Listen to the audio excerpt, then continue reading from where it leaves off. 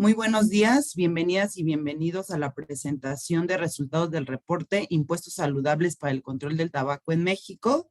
Vamos a dar unos segundos para que se conecten quienes hacen falta y para comenzar.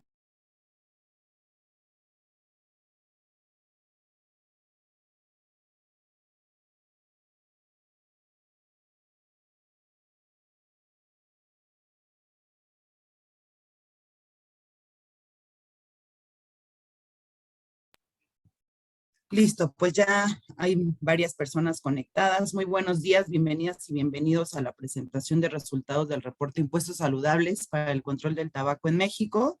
Soy Yajaira Ochoa, soy coordinadora de comunicación en Salud Justa MX y bueno, esta vez les voy a estar, voy a estar moderando esta presentación. Y bueno, para empezar puntuales, vamos a iniciar. Les comento que esta presentación se está grabando y posteriormente les enviaremos el link para que lo puedan consultar. Y sin más preámbulos, voy a empezar voy a presentar a Gustavo Soñora.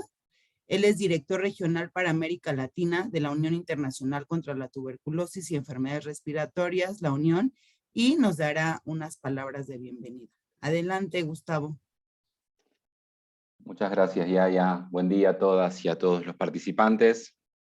Para la Unión, institución para la cual represento en mi calidad de director regional en control de tabaco para América Latina, es un placer presentar este proyecto que ha sido gestionado por la Unión bajo el programa de recursos de la iniciativa Bloomberg para reducir el consumo de tabaco. Proyecto que se llama Monitoreo del artículo 6 del Convenio Marco de la Organización Mundial de la Salud para el Control del Tabaco, para promover el fortalecimiento de la política fiscal del tabaco en México. Como ustedes saben, siempre el disponer de evidencia científica actualizada es el motor de los cambios de la política. En particular, en este caso, que se van a presentar los hallazgos de esta investigación, se va a tener una evidencia científica actualizada al 2022, y estos son los elementos claves que se consideran al momento de fortalecer la política de precios e impuestos, que es clave en el control del tabaco. En cuanto a los momentos políticos para procesar estos cambios, eso no lo dispone, por supuesto, ni el programa del cual nosotros somos parte, ni el trabajo realizado por las investigadoras, lo dispone el poder político, pero cuando el poder político disponga los cambios, acá está la evidencia científica para sostener esa base de conocimiento que va a dar sustento al fortalecimiento de la política fiscal. Este material no solamente tiene relevancia para México, sino que a partir de las simulaciones que las investigadoras han hecho, las simulaciones sobre aumento de impuestos y qué pasaría con la recaudación y con el descenso en la prevalencia, no tiene solamente impacto en México, sino que puede tener un alcance para toda la región de América Latina, debido a que las metodologías utilizadas pueden ser perfectamente aplicadas por expertos de otra región. Bueno, para finalizar, entonces, hoy se presentarán los resultados. Nos complace estar en esta fase del proyecto, ya en la fase final. Como ustedes saben, en la gestión de proyectos, siempre cuando se llega a esta fase cuando se llega a esta fase y a su vez los resultados son de la calidad que tienen estos que ustedes van a ver a continuación, es para la Unión un placer, y agradecer entonces el trabajo desarrollado por los equipos técnicos de la Universidad Autónoma de Baja California Sur y del Instituto Nacional de Salud Pública de México, dos usinas generadoras de conocimiento, como digo, para México y para la región. Así que bueno, hasta aquí las palabras, gracias en representación de la Unión, y ojalá podamos continuar el esfuerzo colaborativo trabajando en el futuro en otras nuevas iniciativas sobre política de precios e impuestos. Muchas gracias.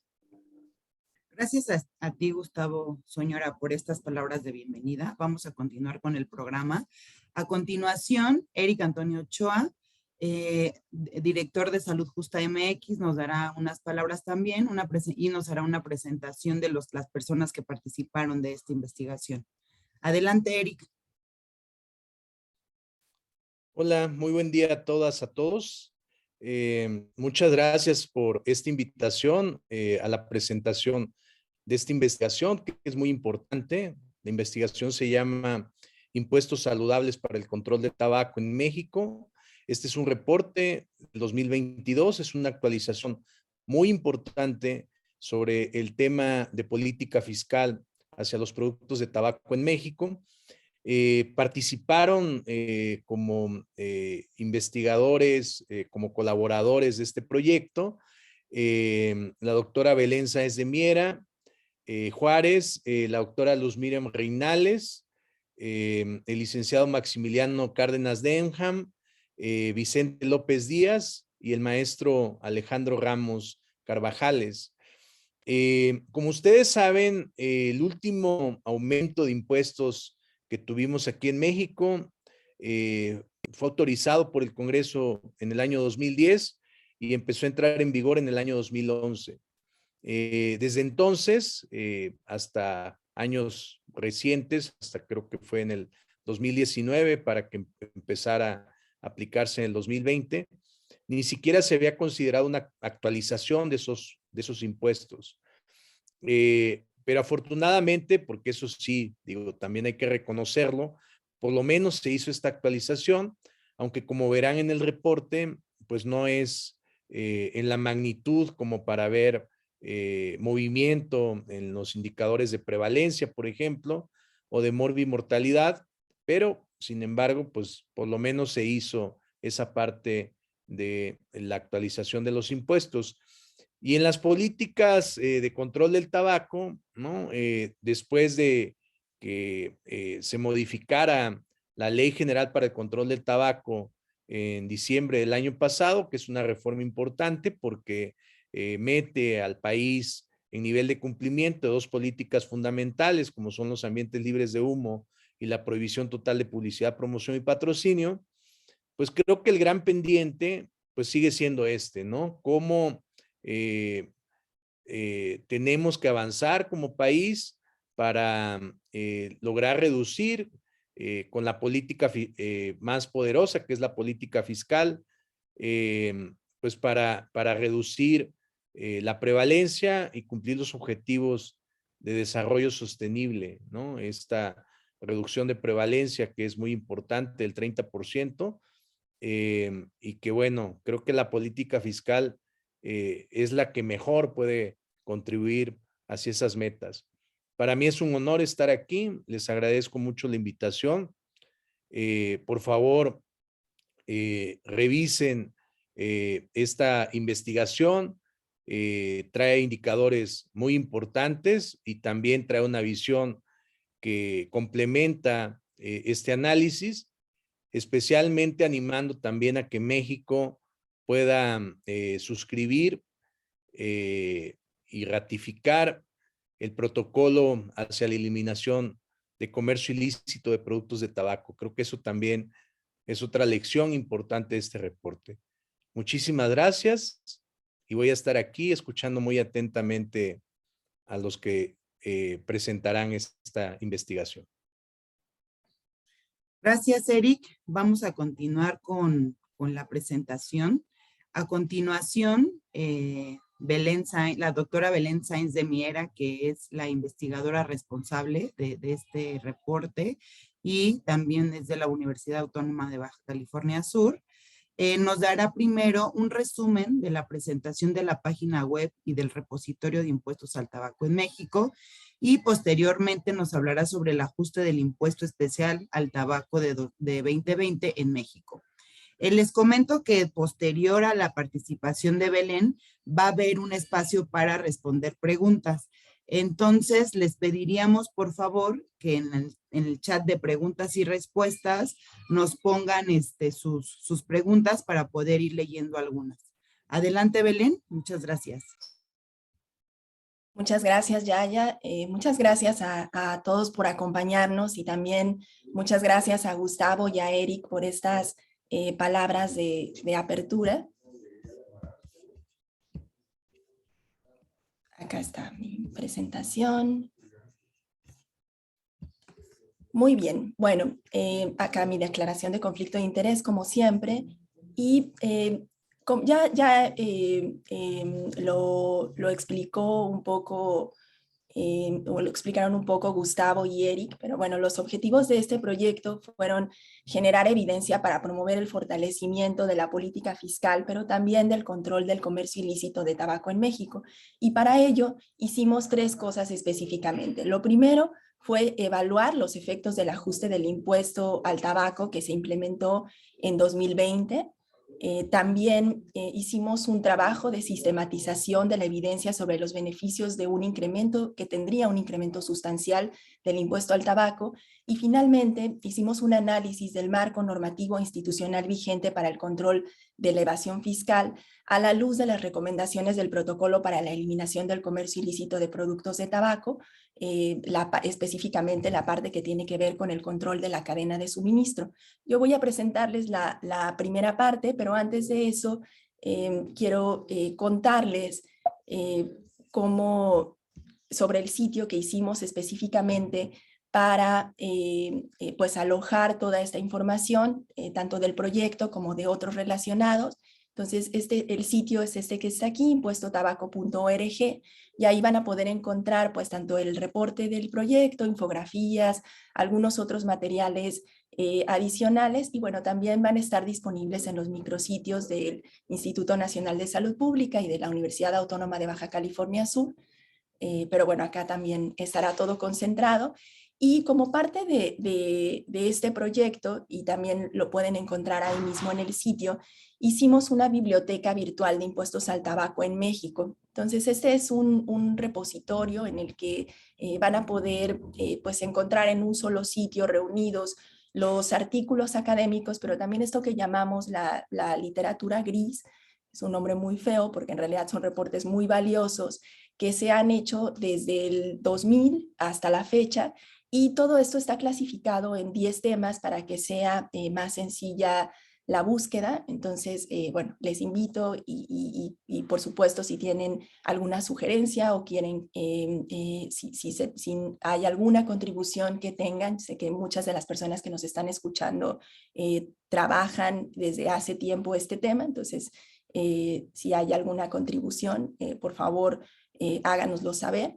Y bueno, esa es nuevamente un poco parte de cómo se ve este sitio, y pues nos entusiasma mucho haber podido juntar toda esa información que creo que justamente da cuenta de todo lo que se ha trabajado desde el ámbito académico para aportar evidencia que permita fortalecer la política impositiva. Ahora sí entro entonces a la primera parte de la presentación de los resultados, que es el ajuste del impuesto al tabaco de 2020 en México. Muchos de ustedes en realidad saben, y también aquí Eric ya lo explicó un poco, la última modificación que se había hecho al impuesto al tabaco había sido en 2011, cuando el componente específico se aumentó de 4 a 35 centavos. Entonces, ¿qué es lo que se hizo en 2020? ¿Qué fue esta reforma que entró en vigor en enero de 2020? Bueno, básicamente lo que se hizo con esta reforma fue ajustar ese componente específico para considerar la inflación que se había acumulado desde el último incremento en 2011, porque durante todo ese tiempo no solo no hubo modificaciones, sino que tampoco se había hecho un ajuste por la inflación. Entonces, básicamente lo que se hizo fue corregir esta pérdida de valor que había tenido a lo largo del tiempo el componente específico. No fue un incremento como tal, y por eso es que se ha hecho tanto énfasis en llamarle ajuste, ¿no? También se hizo otra cosa muy importante, que fue establecer un mecanismo de ajuste automático anual para que no se tuviera que discutir cada año si se iba a ajustar nuevamente por la inflación, sino que ahora ya de manera automática. Y por eso es que vimos, bueno, inicialmente en 2020 aumentó a 49.44 centavos, pero también hemos visto que el año pasado aumentó a 51.08 centavos y este año a 54.74 centavos, y así será cada inicio de año para considerar la inflación del año que recién termina, ¿no? Entonces, estos son solamente ajustes por la inflación. ¿Y qué vimos a partir de este ajuste que se hizo. Bueno, durante todo este tiempo en que no había habido cambios en el impuesto, lo que había sucedido es que la carga impositiva, es decir, el porcentaje del precio que corresponde al impuesto, había caído. Aquí los números están un poco chiquitos, pero lo van a poder consultar con mucho detalle en el reporte. Tampoco voy a hacer énfasis en las cuestiones de los modelos o más técnicas. Pueden encontrar ahí toda la información. Me voy a concentrar como en los resultados principales. Entonces, bueno, aquí desde 2011 se ve una caída en la carga impositiva y aquí una recuperación, que es justamente lo que sucedió a partir de este ajuste de 2020. Sin embargo, a pesar de que hay una recuperación, no se alcanza, la carga impositiva no llega al nivel que tenía en 2011. En cuanto al precio, lo que vemos es que el ajuste de 2020 se asocia con un incremento del precio en alrededor de 9%. Lo que ven en la gráfica de la derecha representa este incremento. La línea roja que está abajo es el contrafactual, es decir, lo que hubiera sucedido con los precios si no se hubiera incrementado el impuesto.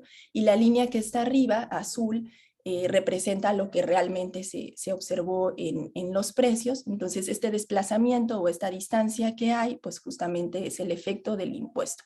Entonces, ese ajuste sí se asocia con un incremento del precio en alrededor de 9%.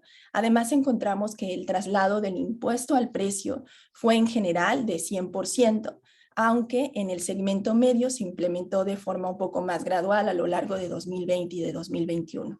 Sin embargo, cuando revisamos lo que sucedió con el consumo, vemos que con excepciones focalizadas no hubo realmente una caída de la prevalencia y del consumo de tabaco en general. En cuanto a la recaudación, lo que vemos es que la recaudación aumentó en términos nominales 3.21%, pero dado que la inflación fue de un monto casi idéntico, pues se mantuvo prácticamente igual. Obviamente, cuando analizamos el comportamiento de la recaudación en este año, pues es muy importante tener en cuenta el contexto, que fue completamente atípico. Hubo cambios en la producción, hubo movimientos que normalmente no vemos en los inventarios, pero bueno, en general tuvo este comportamiento. Pero aquí sobre todo lo que quiero resaltar es que la recaudación pues apenas representa el 40% de los costos de atención médica atribuibles al tabaquismo. En cuanto a la asequibilidad, el incremento de los precios reforzado por la caída del ingreso disponible de la población, ¿no? Asociado a la crisis económica por la pandemia de COVID, pues sí tuvo un efecto importante en la asequibilidad. Entonces aquí se ilustra lo que sucedió con dos marcas representativas del mercado. Entonces aquí se ve la caída en la asequibilidad. Sin embargo, cuando analizamos la información disponible para 2021, lo que vemos es que mientras para la marca del segmento alto, pues es muy claro esta caída, cómo se ha mantenido, para esta marca representativa del segmento bajo, no sucede así, ¿no? Parece haber un repunte. Entonces, un poco para pues resumir estos que fueron los principales hallazgos sobre los efectos del ajuste de 2020, lo que podemos decir es que el ajuste de 2020 fue muy importante, pero fue modesto tanto en magnitud como en alcance. Entonces, la carga impositiva sí aumentó en 2020, pero no recuperó el nivel que tenía en 2011. Y además, sigue muy por debajo de las recomendaciones de la Organización Mundial de la Salud, que son dos, ¿no? Una específica se enfoca en la carga del conjunto de impuestos, que al menos debería representar el 75%, de acuerdo con las mejores prácticas que se han observado en el mundo, y otra recomendación que es pues mucho más estricta, que sugiere que el impuesto especial solamente el que pagan los productos de tabaco, tendría que ser del 70% del precio de estos productos, ¿no? Por otro lado, la recaudación por el impuesto al tabaco representa 1.3% de los ingresos tributarios, es un ingreso bastante importante, pero si lo comparamos con los costos que genera el consumo de tabaco, pues queda claro que está muy por debajo, ¿no? Solamente cubre el 40% de los costos de atención médica, y si además consideramos los costos indirectos, apenas cubre una cuarta parte de esos costos.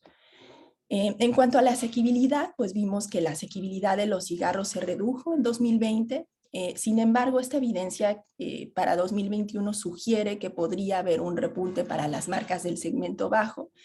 Y finalmente, pues lo más importante, la prevalencia se ha quedado detenida. No me detuve mucho en la gráfica, pero ahora Luz va a hablar un poco más de eso.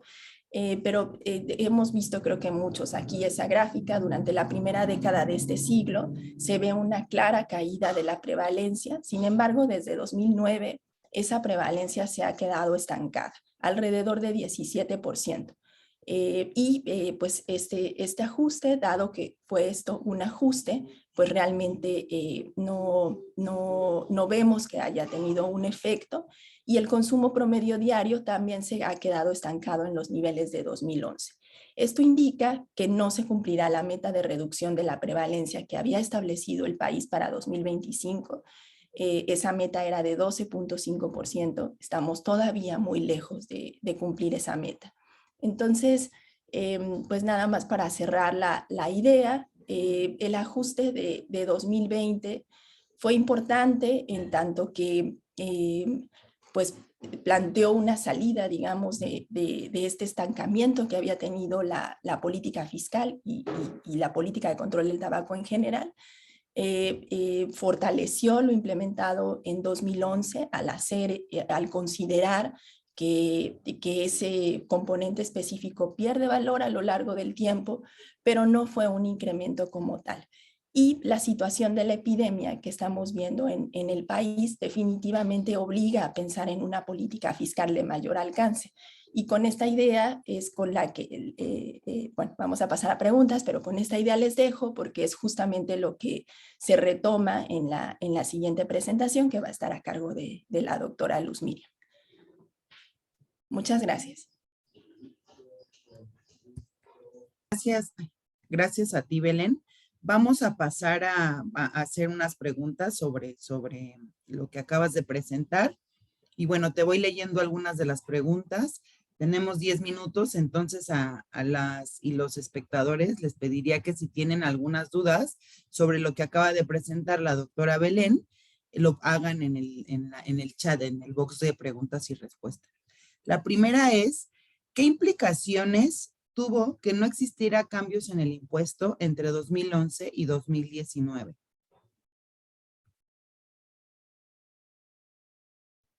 Voy contestando, ¿verdad? Entonces, sí. Gracias. Entonces, las implicaciones de que no hubiera un ajuste, bueno, lo primero creo que se ve muy claramente cómo esta caída en la carga impositiva, ¿no? Entonces,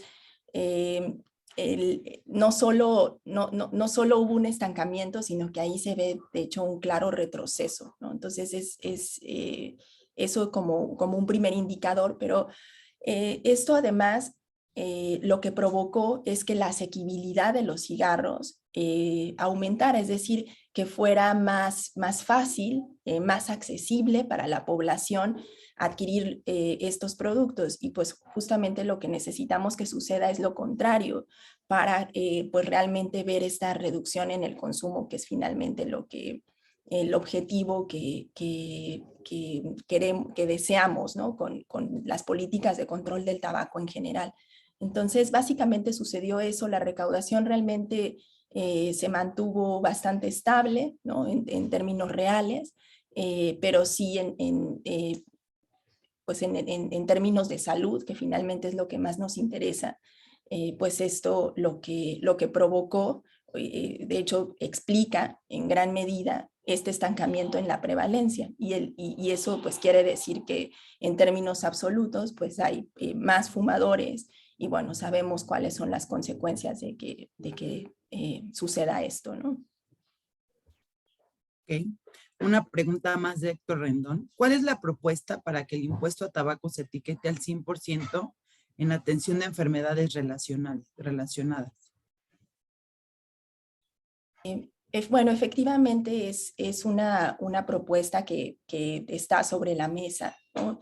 Si que parte de la recaudación se pueda utilizar directamente para la atención de las enfermedades que provoca el consumo de tabaco. Esto tiene sus complicaciones, pero bueno, permitiría asegurar que haya un flujo para la atención. Esto se hace ya en otros países.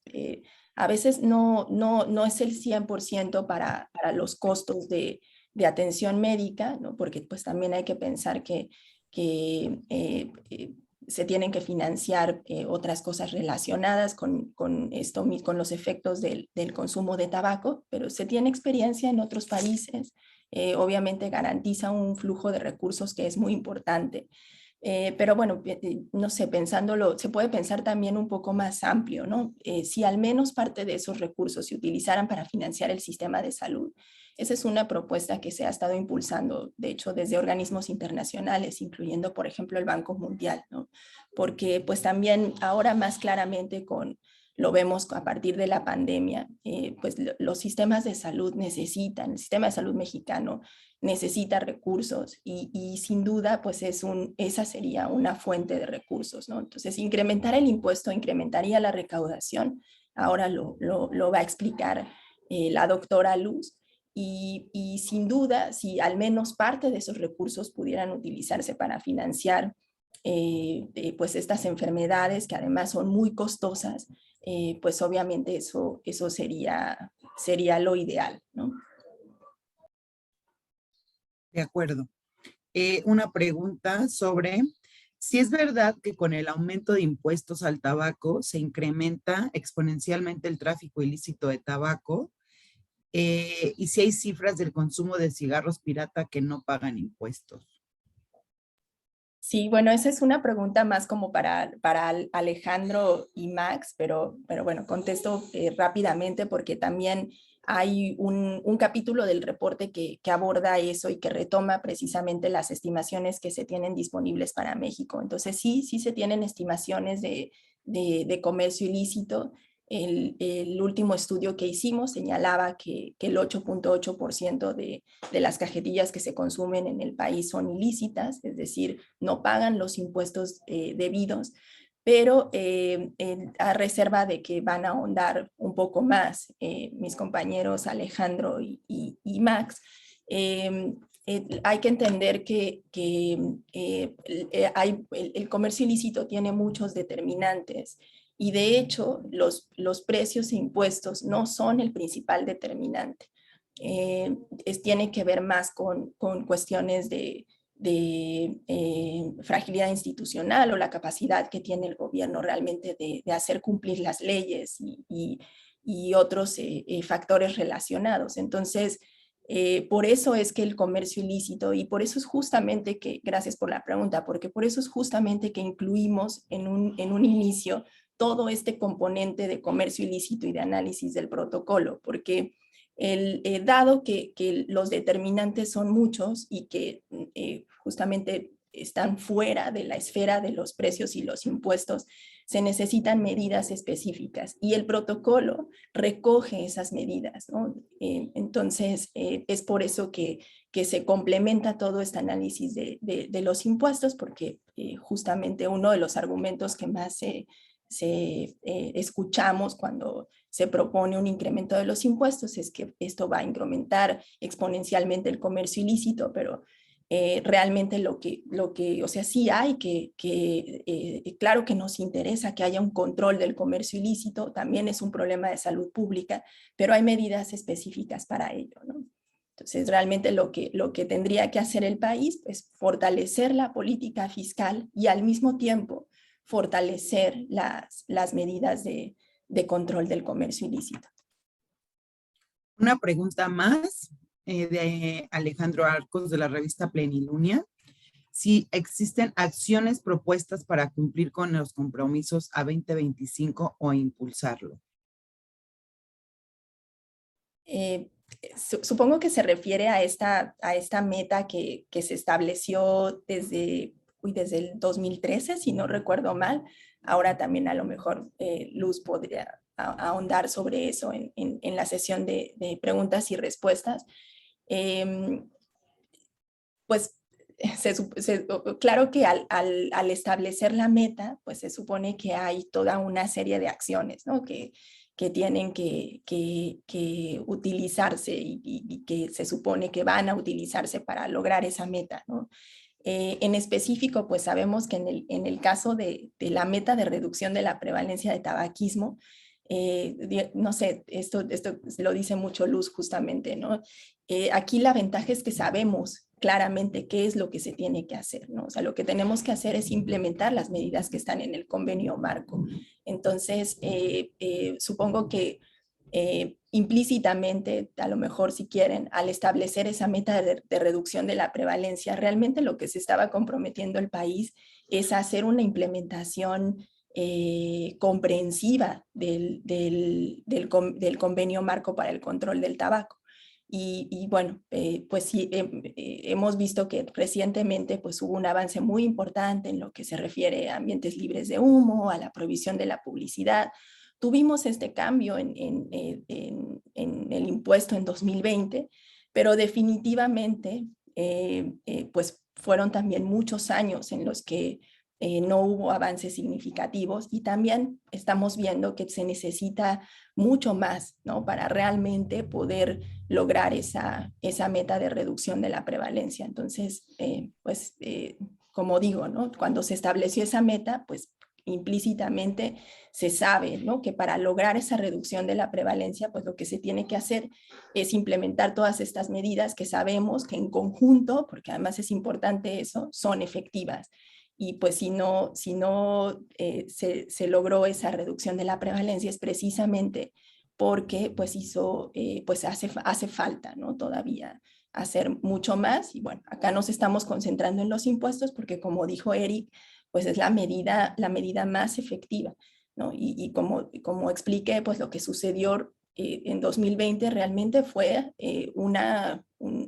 fortalecer lo que se había hecho en 2011, pero necesitamos pensar en avanzar, ¿no? En pensar en una política fiscal del tabaco que realmente modifique este comportamiento de la prevalencia. Muchas gracias, Belén. Teníamos una pregunta más, pero justo con esta respuesta diste respuesta, valga la redundancia, a la última pregunta. Entonces, vamos a continuar con nuestro programa. Gracias por tu presentación y por responder a estas preguntas. Vamos a continuar con la presentación. A continuación, bueno, les comento a las y los espectadores que vamos a seguir la misma dinámica con las y los demás panelistas para que si van teniendo algunas dudas a lo largo de las intervenciones las vayan poniendo en el chat de preguntas y respuestas. Bueno, a continuación la doctora Luz Miriam Reinales del INSP nos hablará sobre los efectos potenciales del incremento sustancial del impuesto especial al tabaco. Adelante, doctora Luz. Hola, buenos días. Si me permiten para compartir la pantalla, gracias.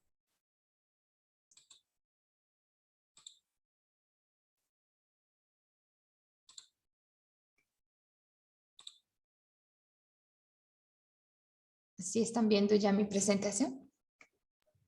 Sí, ya la vemos. Perfecto. Bueno, pues muy buenos días para todos. Me congratulo de estar participando en esta presentación de resultados de este trabajo colaborativo que hemos realizado con la Universidad Autónoma de Baja California Sur, con los colegas e investigadores que desde hace muchísimos años estamos en el control del tabaco y pues bueno, desde ese punto de vista del trabajo, de la información, de la actualización para México, pues el país se tiene que congratular de tener datos actualizados. Como ya lo había mencionado Belén, voy a presentarles este capítulo que se llama Efectos potenciales del incremento sustancial del impuesto especial de tabaco. Hago mi declaración de conflicto de interés, básicamente apegado al artículo 5.3 del Convenio Marco de la OMS para el control del tabaco, donde declaro que no existen relaciones financieras, laborales o de otra índole que puedan constituirse como conflicto de interés respecto a la presente exposición. Bueno, un poco vamos a mirar, vamos a pasar en esta presentación desde la conceptualización a los datos de los modelos de simulación de impacto. Algo que hemos venido trabajando prácticamente desde hace 20 años es en los modelos de simulación de impacto de las políticas de control de tabaco y cómo estos nos han ayudado básicamente a visualizar la toma de decisiones en las políticas y cómo estos también han evolucionado a través del tiempo, mejorándolo desde el punto de vista de sus fuentes de información y también desde el punto de vista de los resultados o de los indicadores que ellos pueden estimar y de la información que nos brindan para una acertada toma de decisiones en las políticas públicas y aquí particularmente en las políticas de control del tabaco. Entonces, partimos de un modelo simplificado de la política fiscal en México que ha sido desarrollado por el grupo de investigadores, donde básicamente se modelaba estos escenarios de incremento de los impuestos y se veía sus efectos en dos indicadores centrales que son el efecto en el consumo y el efecto a nivel de la recaudación. Este modelo sencillo básicamente está homologado con el modelo de la Organización Mundial de la Salud, que es un modelo público, que es el TAC-SIM, que nos permite hacer este primer abordaje de impacto de la política fiscal a nivel del país. Bueno, México lo tiene disponible también de manera pública y nos permite dar este primer abordaje como tal. Luego, hemos tenido la oportunidad de trabajar modelos más complejos y aquí quiero agradecer a los grupos de investigación que colaboran con nosotros en estos otros modelos de simulación complejos, el modelo del Instituto de Efectividad Clínica y Sanitaria, del IEX en Argentina, que es un modelo muy rico en términos de la estimación de los efectos en la carga de enfermedad, morbimortalidad y en términos de los costos directos de atención médica atribuibles a tabaco que pudieran ahorrarse, evitarse al implementar la política fiscal. Recientemente viene con un ajuste también de estimación de los costos indirectos evitados, los costos que imponen a nivel de los cuidadores y esto ya le da una visión de los costos sociales de lo que implica la epidemia de tabaquismo. Entonces, este modelo se caracteriza por este detalle en los outcomes y ahora vamos a ver qué nos está agregando y qué información nueva. Luego, pasamos a un modelo un poco más fino en el término del costo-efectividad extendido, que es el modelo ESEA que estamos haciendo con GTEC, y nos muestra estos mismos efectos en salud y económicos, pero nos muestra cuál es la distribución o los beneficios que se pudieran tener de esta política de acuerdo con el nivel de ingreso de los fumadores de la población objetivo. Y esto es muy importante porque aquí podemos ver los beneficios maximizados de la política fiscal, específicamente en el grupo de menos ingresos a nivel del país y nos habla básicamente desde ya de una progresividad del impuesto. Y finalmente queríamos traerle que ya ha salido estas preguntas a nivel de nuestro auditorio. Bueno, ¿hacia dónde vamos? ¿Hacia dónde va México en términos del control del tabaco, del control de esta epidemia de factores de riesgo, del control de la epidemia de las enfermedades crónicas? Y vamos a tener un modelo de OMS ODS de los Objetivos de Desarrollo Sostenible, que es un modelo diferente, donde básicamente tenemos una meta que cumplir, que estaba establecida para el 2025, y bueno, ¿qué tendríamos nosotros que hacer en términos del escenario de incremento de política fiscal para podernos aproximar a esa meta como tal?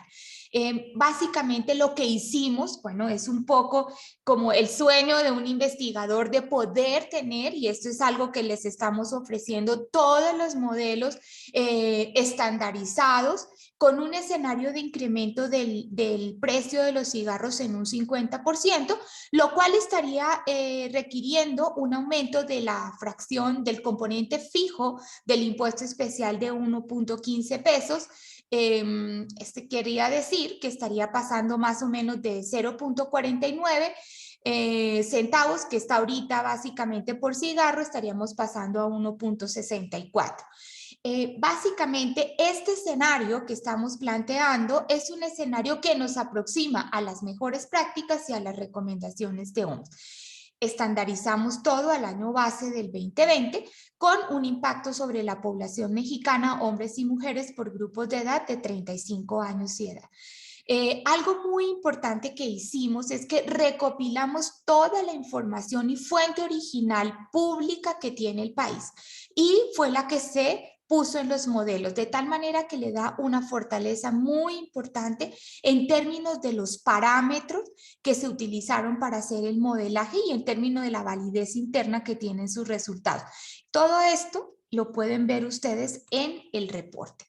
Bueno, sigamos entonces con este modelo de IEX, donde es un modelo de microsimulación de Monte Carlo, y básicamente lo que vemos es esta reducción de la carga de la enfermedad derivada del incremento de los impuestos y de los beneficios. Muy particularmente aquí podemos ver, estos son los impactos a nivel poblacional o los efectos, los beneficios en términos de salud y los beneficios en términos económicos. Digamos que tenemos estos dos grandes grupos de efectos benéficos del impuesto, y algo muy importante es el tema que agrega esta nueva revisión en términos de los costos indirectos ahorrados por pérdida de productividad y por tiempo de cuidado por parte de los cuidadores en atender estas enfermedades atribuibles a tabaco. Miremos aquí básicamente estos beneficios del aumento por un incremento de los precios del 50%. Querría decir que en la próxima década un incremento de esta magnitud nos dejarían de fumar cerca de 1 millón de fumadores. Estaríamos ganando en términos de muertes prematuras evitadas cerca de 50,000 muertes, y estaríamos evitando casos nuevos de enfermedad hasta 295,000 casos. Pero aquí quiero que hagan muchísimo énfasis que son enfermedades cardiovasculares, cerebrovasculares, cáncer y enfermedad pulmonar obstructiva crónica. Todas enfermedades crónicas y las principales causas de muerte y de enfermedad a nivel del país. Entonces estaríamos pegándole, al controlar esta epidemia de tabaquismo, pegándole principalmente a una reducción de la epidemia de enfermedades crónicas. Adicional a estos beneficios en salud, tenemos estos beneficios económicos. Estaríamos básicamente evitando costos de tratamiento, de atender estas enfermedades, costos directos al sistema de salud, hasta por 87,000 millones de pesos. Eso es muy importante. Ahora que miramos la situación y el contexto actual, los ahorros vienen a ser una ganancia muy importante en términos del sistema de salud. Y los costos indirectos que no se habían medido anteriormente y que ahora se miden, pues suman bastante dinero en costos de pérdida de productividad, cerca de 51,000 millones que pudiéramos también estar ahorrando. Y miren este costo también en términos de los cuidadores, 16,000 millones de pesos se podrían ahorrar. Eso quiere decir que las personas que quedan en casa, que generalmente son mujeres cuidando a los enfermos, pues bueno, ahí también pudiéramos tener un ahorro como tal. Entonces, como ustedes pueden ver, este modelo nos ayuda claramente a decir beneficios en salud y muchos beneficios también económicos a nivel individual, a nivel familiar y también a nivel del sistema de salud. Pasemos entonces a este otro modelo, que es el modelo de costo-efectividad extendido, es el modelo ESEA de GTEC, donde nos muestra estos mismos beneficios básicamente por nivel de ingreso como tal. Aquí, este modelo nos simula que con la cohorte actual pudiéramos estar evitando hasta 740,000 fumadores y se evitarían 260,000 muertes prematuras, ganando hasta casi 4 millones de años de vida. Pero lo más importante es la gráfica de la derecha, donde nosotros podemos ver que el efecto está maximizado en los quintiles de ingresos 1 y 2, que son los quintiles de ingreso más bajos. Cuando comparamos cuánto tendrían que aportar por sus ingresos fiscales adicionales, pues estos quintiles de ingresos serían los que pagarían menos, mientras que la mayor proporción la estarían pagando los quintiles más altos. Miremos aquí otra gráfica donde podemos ver este beneficio maximizado. Cerca del 30% de los exfumadores estarían perteneciendo al nivel o el quintil de ingreso más bajo, donde nosotros tenemos aquí cerca de 5 millones de fumadores ya en los quintiles más bajos, y estos estarían pagando solo el 7% de la recaudación adicional. Este es el gran beneficio progresivo que tiene el impuesto, que beneficia y maximiza sobre todo este tipo de beneficios en salud y económicos a nivel de los grupos poblacionales más pobres. Aquí me quiero detener un momento, que es la pregunta también que estaban haciéndole a Belén. Bueno, ¿cómo podemos conceptualizar un modelo de simulación para alcanzar los objetivos de desarrollo sostenible? Y esta sí es muy importante que vean esta gráfica de tendencia y cómo nosotros desde el 2000 hasta el 2020 vemos esta gran caída en términos de magnitud y de velocidad que comenzamos a tener desde el 2002 y que sostuvimos básicamente hasta el 2011, una gran caída con una gran pendiente.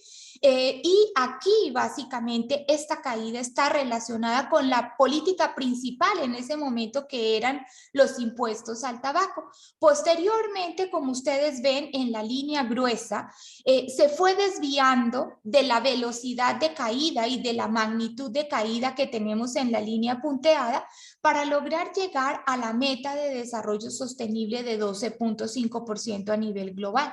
Entonces, cada vez, si ustedes ven la línea gruesa, nos hemos estado desviando de ese camino hacia donde nosotros tenemos que llegar. ¿Qué tendríamos que hacer para que pudiéramos redireccionarnos como tal?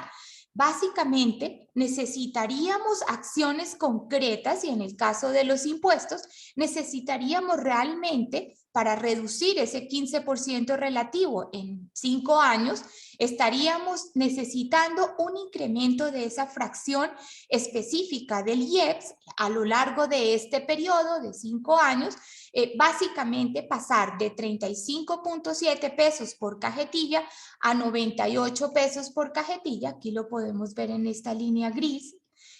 Básicamente el incremento que implicaría que una cajetilla, de la cajetilla más vendida, pasara de 65.5 pesos a 143 pesos. ¿Esto qué querría decir en términos de la carga del IEPS? Que estaríamos aproximando a este 68% alineados con las mejores prácticas y con las recomendaciones de la OMS. Y esto pareciera que fuese mucho, pero cuando nosotros hicimos este segundo modelo, que era hacer la tasa de crecimiento anual, si ustedes recordarán la presentación de Belén, que tenía el IEPS entre 2006 y 2011, donde teníamos esta pendiente y esta velocidad de caída, pues este escenario 2 lo graficamos en la línea punteada.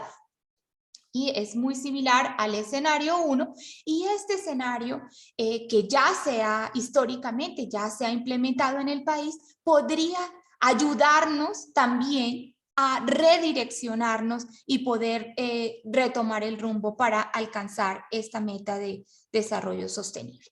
Entonces, ya para finalizar, quiero dejarles estas ideas principales. El primero, pues que el incremento de los precios a los cigarros en un 50% en la próxima década podría evitar cerca de 50,000 muertes, 250,000 casos nuevos de enfermedad y podría tener beneficios económicos a nivel social hasta por 310,000 millones de pesos. Que los mayores beneficios de ese incremento sería para el 20% de la población más pobre, y ese grupo solo pagaría el 7% del total de la recaudación adicional por el impuesto.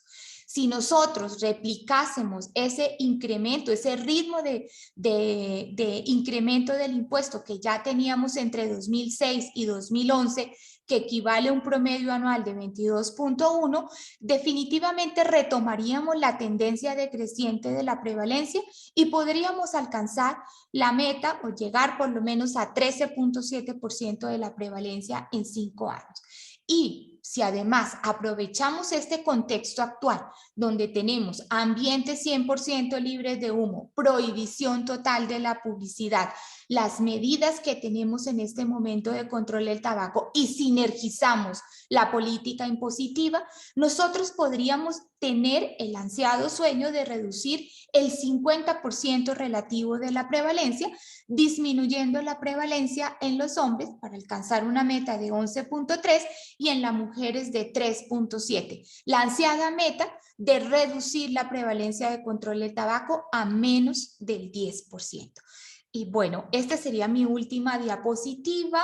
Y bueno, gracias por su paciencia y su tiempo para explicar toda esta información. Gracias, doctora Luz. Tenemos espacio para 2 preguntas y una de ellas es, ¿por qué hay tanta resistencia a subir el impuesto al tabaco si son evidentes los beneficios que esta política fiscal trae?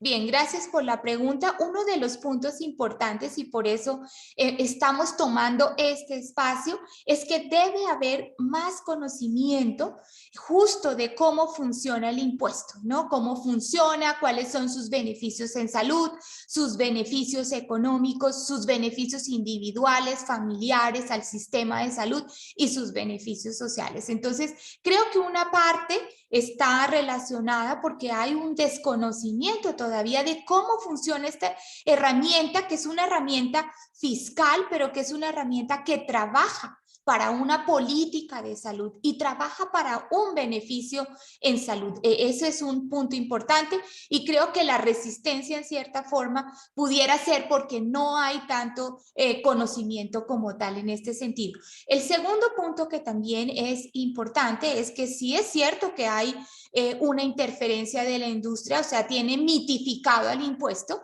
y básicamente no le dan, digamos, no lo utilizan y también lo mitifican con consecuencias negativas del impuesto como tal. Entonces, al no entender, digamos, esas consecuencias negativas que tiene el impuesto, siempre sale a relucir el tema del comercio ilícito, que no funciona, etcétera, etcétera.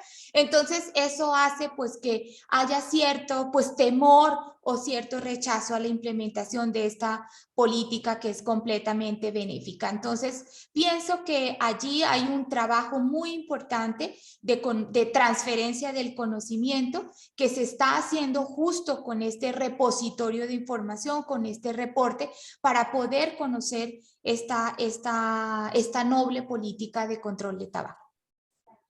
Ok, gracias. Y una última pregunta. ¿Cuáles serían los costos entonces sobre la población sin seguridad social que tiene que enfrentar por cuenta propia estos costos? Es decir, ¿cómo se reparten los costos entre las instituciones y las personas sin seguridad social? Sí, es una muy buena pregunta y es una pregunta técnica. Justo está en el reporte, en el modelo ESEA, donde estamos contemplando estos reportes. Este reporte justo tiene una perspectiva desde el punto de vista social y contempla toda la población mexicana, básicamente, entre los que tienen seguridad social y no tienen seguridad social, cubre a toda la población. Por eso es una política inclusiva que cubre a todos y donde, como les mostré en el modelo de costo-efectividad extendido, beneficia particularmente a los grupos de ingreso más bajos. Entonces, ahí está maximizado el efecto progresivo del impuesto. Con gusto lo pueden mirar en el reporte, los detalles como tal de todos los beneficios, como se los mostré, maximizados en la población de menores ingresos, evitando precisamente este tipo de inequidades tanto en salud como económicas. Muchísimas gracias, doctora Luz, por dar respuesta y por esta excelente intervención para presentar los resultados del reporte Impuestos Saludables para el Control del Tabaco en México. Bueno, vamos a continuar con nuestro programa. Les comento que todas estas presentaciones y lo que se está presentando lo pueden consultar en la página impuestotabaco.org, que está en el chat, se los han estado poniendo a lo largo y se los seguirán poniendo a lo largo de esta presentación. Y sobre el video que han estado preguntando, se está grabando esta sesión y vamos a mandar la liga para que ustedes puedan descargar y consultar el video de esta presentación. Bueno, continuamos con esta presentación. A continuación, el licenciado Maximiliano Cárdenas que es asesor legal de Salud Justa, y el maestro Alejandro Ramos, que es consultor de la Fundación Interamericana del Corazón, nos hablará sobre México frente a las disposiciones del protocolo para la eliminación del comercio ilícito de productos de tabaco, justo ellos van a responder algunas de las preguntas que se han estado haciendo a lo largo de esta presentación. Adelante, Max y Alejandro.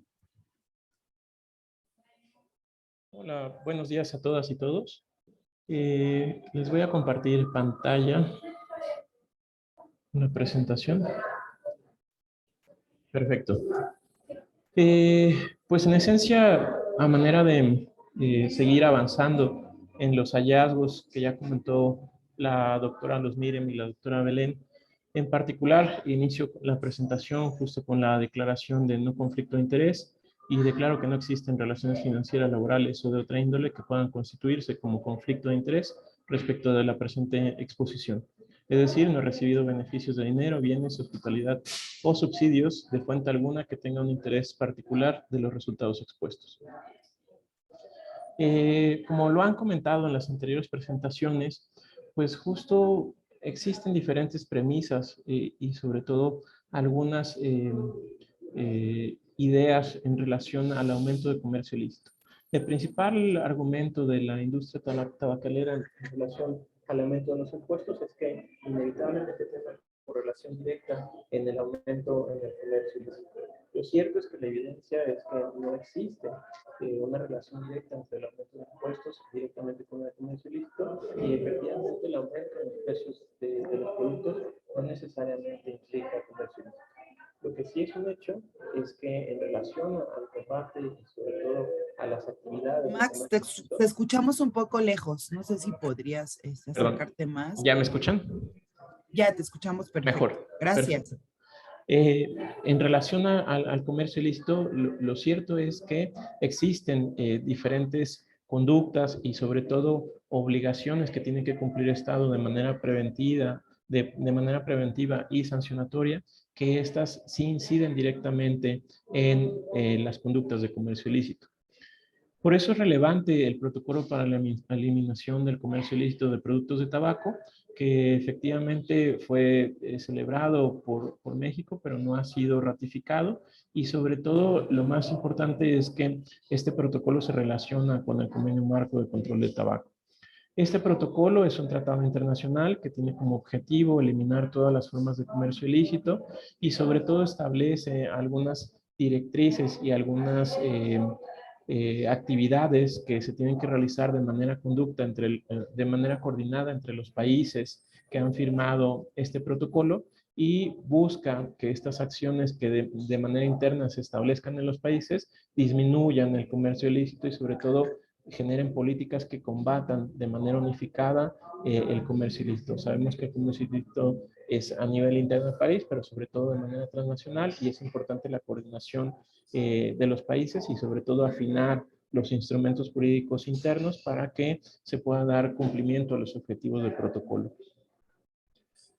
En este estudio nos dimos a la tarea de poder analizar la normatividad interna del país, así como algunos criterios jurisprudenciales y particularmente las actividades y las acciones que habían realizado las instituciones en relación a la normatividad vigente en México para poder confrontar la normatividad interna y las actividades realizadas por las autoridades mexicanas frente al protocolo y poder concluir y poder encontrar algunas líneas de trabajo que pudieran facilitar la ratificación del protocolo por México y sobre todo que pudieran allanar las actividades que realiza México para el combate al comercio ilícito del tabaco. En esencia, pues lo que estaban buscando eran posibles problemas de normativa o de competencias entre las agencias que están encargadas del control de tabaco o del combate al comercio ilícito. También encontrar problemas de la legislación, sobre todo legislación que se tuviera que generar para poder mejorar la coordinación y poder tener una mejor coordinación entre las competencias de las agencias. Y finalmente, algunos problemas de implementación del protocolo, sobre todo alguna legislación que no fuera concordante con el protocolo. Es así que el doctor Alejandro, que ahorita me va a seguir en la presentación de este apartado, propuso o diseñó una metodología muy interesante en un semáforo de colores que pudiera traducir de alguna manera mucho más gráfica si nos encontramos en un escenario viable para la ratificación y sobre todo un escenario en donde las acciones actuales del gobierno mexicano pudieran enfrentar el comercio ilícito. Es así que el código propuesto es un código rojo a un código verde. El código verde es un análisis donde encontramos una normatividad que es concordante con el protocolo y sobre todo que hay acciones que corresponden a esa normatividad. Y un código rojo que es donde existe un problema mucho más importante que pudiera exigir la atención no solamente del Poder Ejecutivo, sino quizás también del Poder Legislativo para poder establecer normas o acciones que pudieran generar una concordancia de la normatividad mexicana con el protocolo. Es así que del análisis, digamos, del análisis con base en esta metodología de los artículos del protocolo, pues encontramos la mayoría de estos artículos en un amarillo, que efectivamente existe una normatividad vigente que es acorde al protocolo, pero existen problemas de aplicación o de coordinación entre las agencias.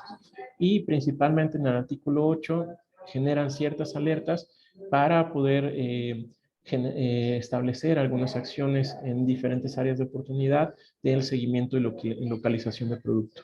Tenemos algunos artículos que fueron clasificados con código naranja, que efectivamente existen algún tema de coordinación, sobre todo entre algunas autoridades, y tenemos solamente un artículo en verde que encontramos particularmente una correspondencia de legislación y una aplicación de los órganos reguladores. En resumen, encontramos no solamente el artículo 6 de licenciamiento, el artículo 7 de diligencia de vida, el artículo 8 de seguimiento y localización, el artículo 9 mantenimiento de registros, el artículo 10 medidas de seguridad y prevención, 11 ventas por internet, 12 zonas francas y tránsito internacional y 13 ventas libres de impuestos.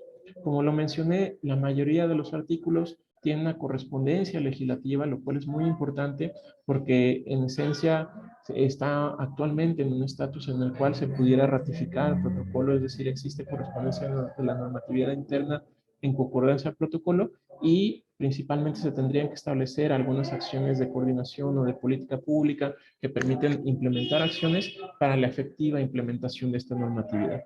Ese es, yo creo que uno de los principales hallazgos. Ahorita tomará el uso del micrófono el doctor Alejandro para poder comentar en específico los hallazgos más relevantes tanto del artículo 8 que lo hemos señalado con un semáforo rojo, junto con sus áreas de oportunidad de este artículo 8, para poder implementar algunas acciones y sobre todo algunos hallazgos reiterados que encontramos a la luz de la solicitud de información que se presentaron, a la luz de los criterios jurisprudenciales y de la normatividad vigente. Cedo la palabra al doctor Alejandro Ramos.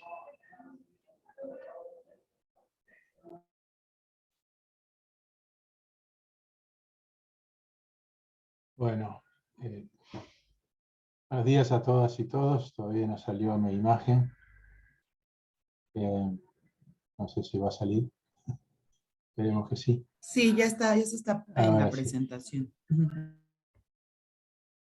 Bueno,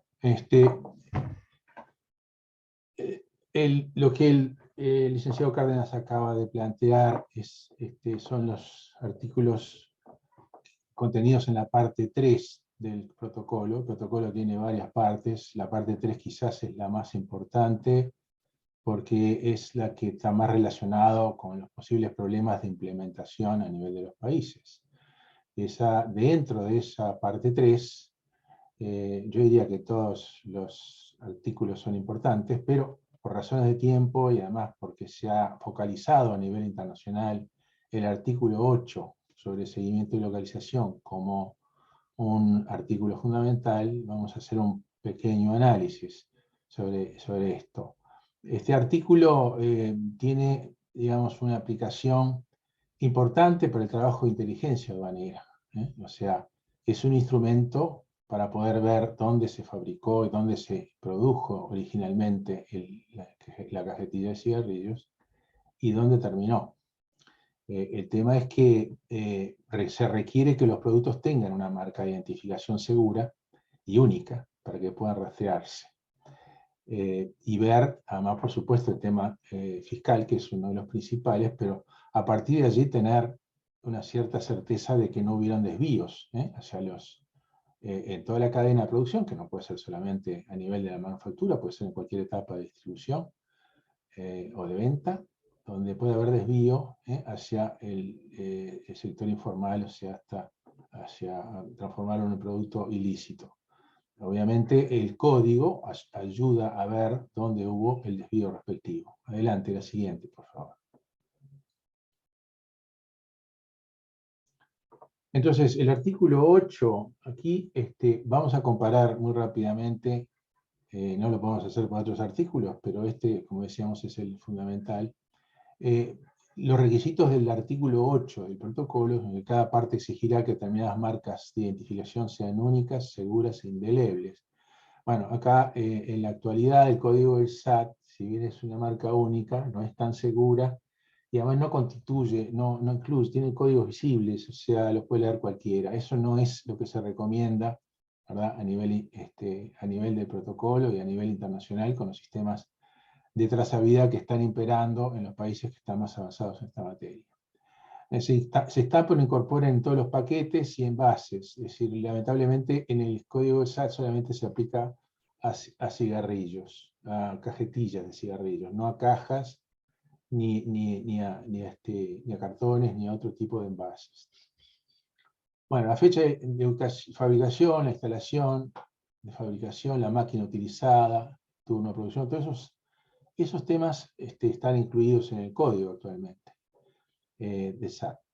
Ahora, el número de factura, apellido, comprobante, pago, esto no está. O sea que estos son elementos de identificación que el protocolo plantea directamente. Estoy leyendo parte estrictamente de lo que está establecido en el artículo 8 del protocolo.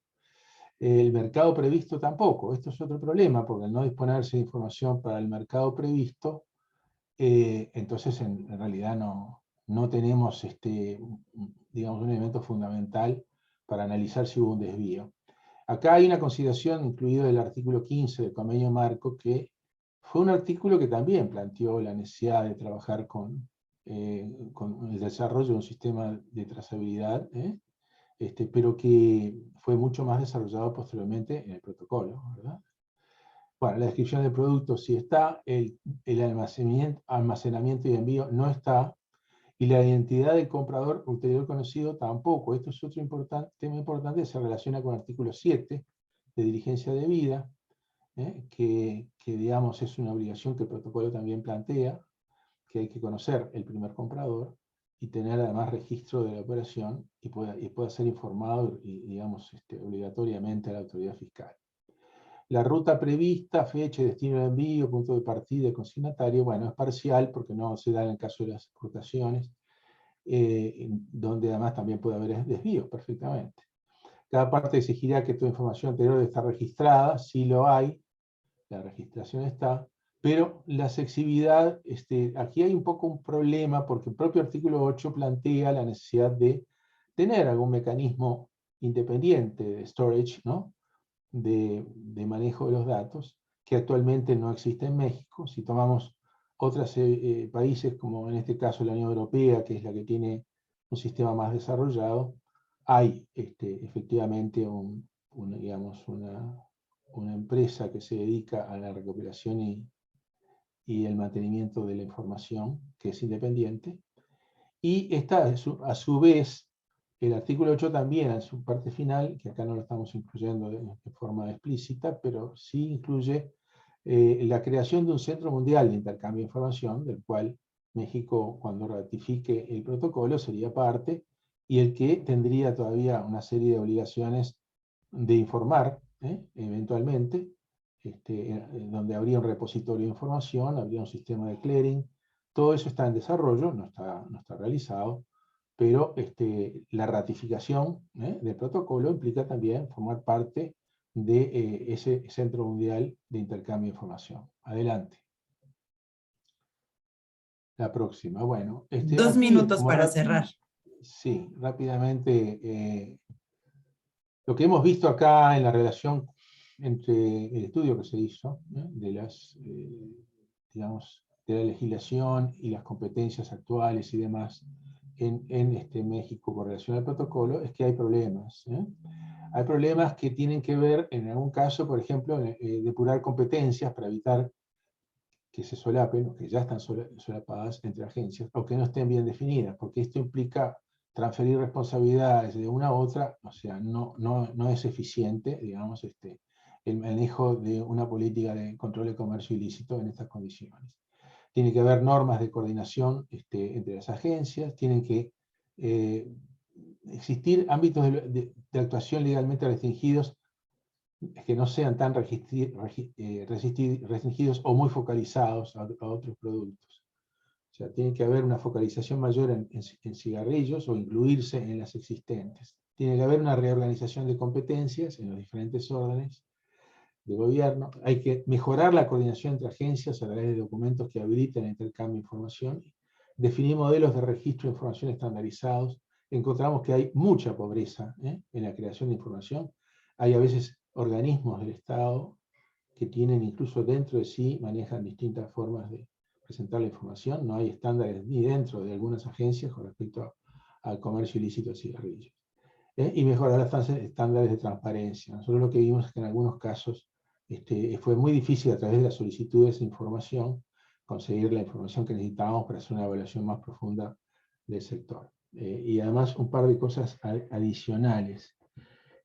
No está incluido acá la parte 4, que es sobre infracciones, pero claramente México no cumple con el hecho de que se puedan llegar a penalizar, a criminalizar algunas acciones por comercio ilícito. Es más, en las actuaciones, en la información que se solicitó, aparentemente no llegan a la fiscalía y por lo tanto no se enjuician a ninguno de los infractores. O sea que se tratan como cuando existen las aprehensiones y las incautaciones, se arregla con una multa y con una incautación de la mercadería y quizás de vehículos. O sea, esto sucede en otras partes de la región también, y es un déficit importante porque el protocolo, como yo decía, apunta mucho a que hay que penalizar, hay que aplicar el Código Penal y tratar de que existan, digamos, algunos niveles de infracciones que sean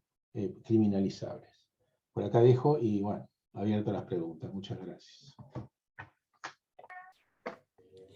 Muchas gracias a ti, Alejandro, por esta intervención. Tenemos algunas preguntas. Una de ellas es que si se han estimado el impacto del comercio ilícito, ¿qué impacto ha tenido el comercio ilícito en la recaudación de impuestos al tabaco? Bueno, yo Hola, esa Max. respuesta la va a responder Adelante. Belén mejor. No, yo lo que puedo responder es en cuanto al impacto, que ya lo mencionó Belén, 8,8%. Yo quiero aclarar un poco que esto surgió de un estudio que se realizó previamente en el 2017, pero a partir de ese momento se estaba instalando el sistema de código de seguridad por el SAT, entonces pudo existir, y aparentemente la industria está reclamando a través de un estudio que encargó la Oxford Economics a mediados del 2020, donde aparece una estimación de también de, digamos, ilícitos, cigarrillos ilícitos por no pago, por no inclusión del código de seguridad. Esto no se ha podido verificar independientemente, esto es una alegación de una empresa que trabaja para la industria, que además plantea un nivel más o menos del mismo orden, que es decir, que el total del comercio ilícito en vez de 8,8 se elevaría a 17%, cosa que sería bastante más importante. Lamentablemente no hemos podido constatar esto, no lo hemos podido verificar, digamos, dentro de las actuaciones del proyecto, pero es un tema que queda pendiente. Puede haber empresas que realizan lo que se llama manufactura ilícita internacionalmente, que es manufactura dentro del país que no paga el impuesto por distintas razones. Esto ha ocurrido en Brasil, ocurre todavía en la Argentina, ocurre, en fin, en muchos países, por dificultades o por carencias en los sistemas de controlador o por limitaciones que a veces son jurídicas, empresas pequeñas que se presentan para medidas cautelares, para tratar de lograr ganar tiempo y no pagar el impuesto, y a veces se van años estas actuaciones y no pagan impuestos. Este es el caso de Argentina. O sea que esto hay que investigarlo y es realmente un tema importante. Una siguiente pregunta. Max, ¿nos podrías ayudar a responder esta pregunta? ¿Cómo han realizado ustedes para enseñar a los tomadores de decisión que no es el caso, bueno, que digamos el caso de los cigarros pirata no afecta el comercio ilícito?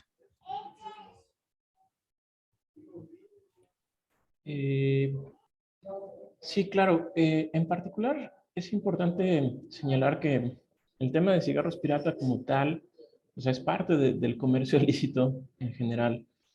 Quizás no es la causa principal, y particularmente tenemos evidencia de algunas solicitudes que se realizaron tanto al INPI como a la Fiscalía General de la República, de algunos procesos en relación a persecución de delitos tanto de cigarros como la falsificación del código de seguridad. Existe evidencia de que sí hay cigarros pirata digamos, en el comercio, y que son parte del comercio ilícito. Sin embargo, no es la principal responsabilidad, o no es el principal factor de comercio ilícito.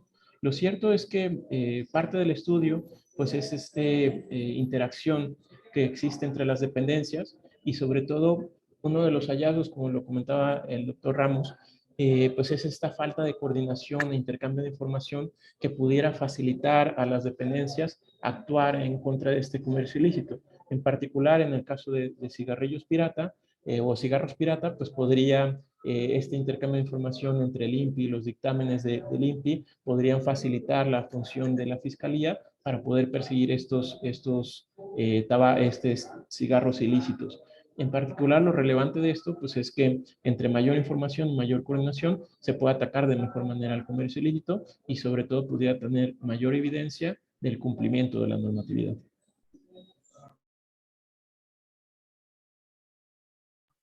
Tenemos espacio para una última pregunta, y sobre este mismo tema, Max, no sé si podrías ayudarnos a responder.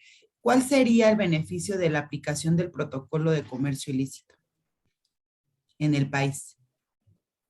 Sí, a reserva de que el doctor Ramos pueda complementar mi participación, lo más relevante de este protocolo es, uno, que permite generar acciones conjuntas entre países y al interior del país para establecer un modelo coordinado en el cual se establezcan acciones específicas para combatir el comercio ilícito. Es así que si México ratificara el protocolo, las autoridades podrían tener muy claro cuáles son los objetivos y cuáles son los beneficios de establecer, por ejemplo, pues el código de seguimiento o la trazabilidad que existe en las cajetillas, porque esto permite a las autoridades poder dar seguimiento a todos los productos ilícitos que entran al país y poder implementar acciones. Eso yo creo que es uno de los elementos más importantes, que al ratificar el protocolo, las autoridades tienen claridad de cuáles son sus objetivos, tienen claridad de qué acciones tienen que implementar, y eso genera mayores beneficios en el combate al comercio ilícito. Muchísimas gracias, Max y Alejandro, por estas intervenciones y por dar respuesta a las preguntas que se hicieron. Vamos a continuar con nuestro programa. Tenemos 10 minutos más para cerrar. A continuación, el doctor Miguel Malo, de la OPS OMS, nos dará unos comentarios de cierre, conclusiones y recomendaciones sobre este reporte. Bienvenido, doctor. Hola, buenas. Sí me escuchan, ¿no? Y me ven. Sí, no sé si pudiera acercarse un poco más porque se ven un poco lejos, pero si no, así está perfecto.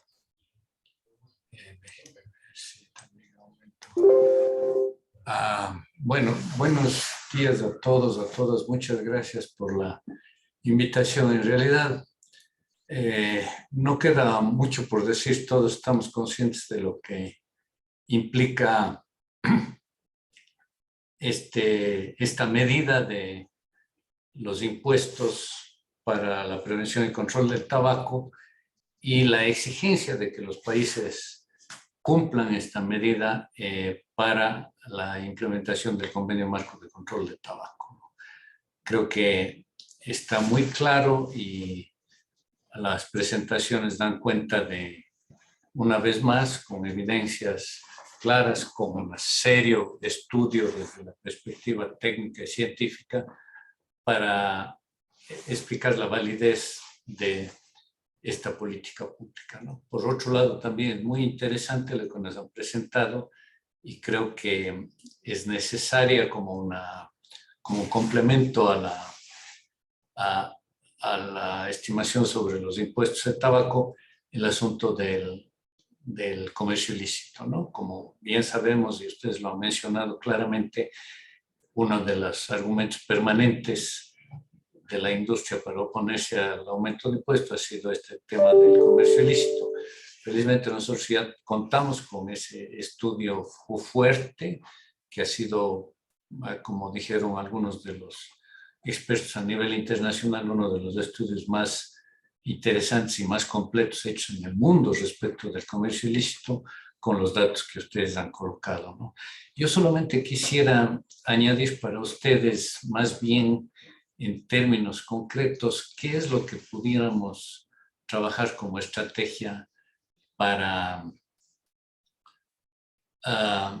seguir adelante con esto en el país, ¿no? En primer lugar, un comentario ahí que yo entiendo, colegas como Gustavo, los organismos internacionales van a coincidir conmigo. Fíjense que estamos viendo aquí esta presentación, mientras se iba dando, yo decía, es el ejemplo del privilegio que tiene México de contar con organismos académicos independientes que estén involucrados en generar evidencia para la política pública, en este caso de control del tabaco, ¿no?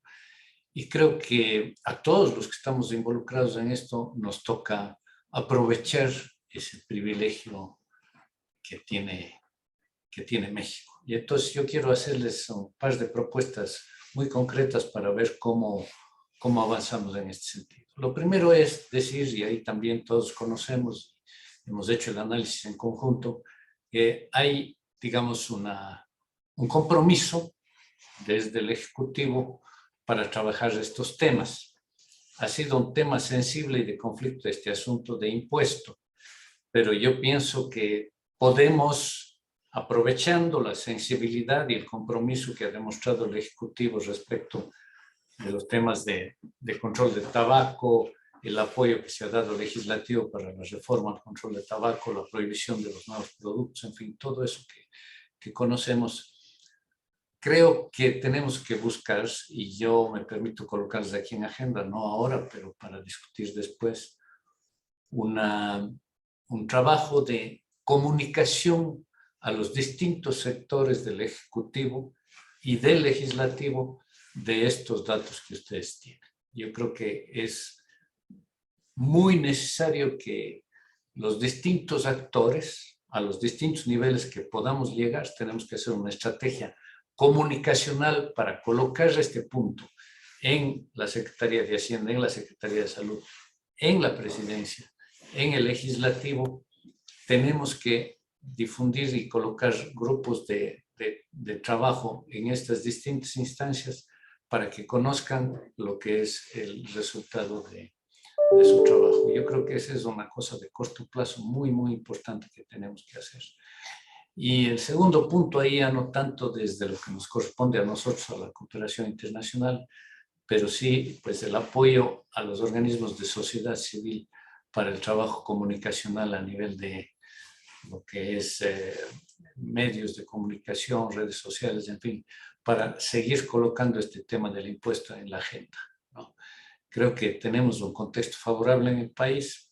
Hay ciertas dificultades por compromisos establecidos previamente por el Ejecutivo, pero yo creo que se pueden superar. Así que quisiera finalizar diciendo pues, que estamos a la disposición con ustedes, tanto desde la academia como de los grupos de sociedad civil, para trabajar esta estrategia que creo que sí nos puede llevar a un punto de quiebre en el sentido de que se puedan generar en el relativo corto plazo propuestas concretas para la implementación de esta medida fundamental del Convenio Marco de Control de Tabaco, que es el aumento del impuesto al tabaco. Eso sería de mi parte, Yara, y muchas gracias por el espacio. Muchísimas gracias por esta intervención, doctor Malo, estas palabras de cierre. Queda muy claro, digamos, seguimos trabajando y queda muy claro los beneficios de aumentar el impuesto en este caso, y la evidencia pues la tenemos y es muy contundente. Tenemos, bueno, les comento que las presentaciones y toda la información muy completa está en la página Impuesto al Tabaco, es el mismo que les han puesto a lo largo del chat. Y también para cerrar les pediría por favor a las y los panelistas que pongan su video por favor para tomarnos una foto del recuerdo. Y mientras nos vamos conectando también les comento que toda esta información y este panel se va a guardar y se los vamos a mandar en un correo posterior. Les vamos a mandar el link para que ustedes puedan descargar el video y para que puedan consultar toda la información. Con gusto pueden hacerlo a través de los correos de quienes participaron en el reporte. Y también les comentaba, en la página pueden consultarla, está toda la información de la que se habló durante esta presentación, está en la página. No sé si, Eric, ¿andas por ahí? No, creo que no tuvo que salir. Bueno, pues una sonrisa, por favor, para la foto. Ahí viene alguien más. Listo. Bueno, pues muchísimas gracias por estar aquí. Muchas gracias a las y los espectadores que estuvieron conectados durante esta hora y media. Toda la información y toda la consulta la pueden hacer en la página. Vuelvo a hacer promoción de la página. Y pues muchísimas gracias. Nos vemos la siguiente. Hasta luego. Adiós a todos y a todos los panelistas. Gracias. Bye. Buen día. Gracias, bye. Gracias, saludos.